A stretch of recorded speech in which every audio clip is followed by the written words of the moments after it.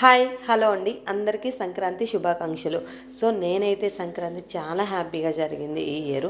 So ఇదైతే భోగి రోజు అనమాట. భోగి రోజు ఎర్లీగా లేచి ఫస్ట్ భోగి మంట అయితే వేసాము. తర్వాత వచ్చేసి ఇక సంక్రాంతి అంటే మనకి ముగ్గులే కదా, అందుకని చెప్పేసి అదే టైంలో ఇక ముగ్గు కూడా వేసేసాను అనమాట.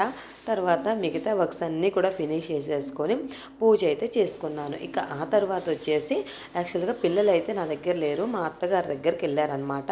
ఇక అందుకోసమని వాళ్ళు లేకపోతే ఎంత చేసినా ఎంతో లోటుగా ఉంటుందన్నమాట, ఏదోలా అనిపిస్తుంది.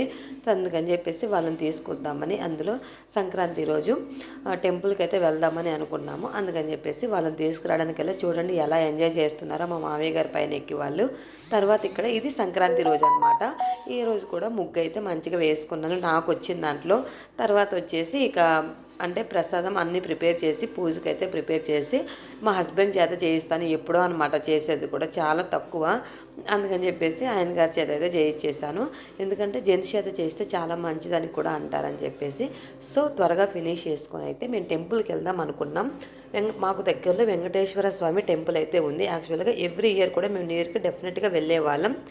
ఈ ఇయర్ అయితే కుదరలేదు, ఎందుకంటే మా హస్బెండ్ వాళ్ళకి ఆఫీస్ లీవ్ అయితే ఇవ్వలేదు. యాక్చువల్గా ఈరోజు కూడా లేదు. కాకపోతే ఏంటంటే ఇక వెళ్ళాలి అని చెప్పేసి కొంచెం ఒక 1 అవర్ అలా పర్మిషన్ తీసుకొని అయితే వెళ్ళిపోయామన్నమాట.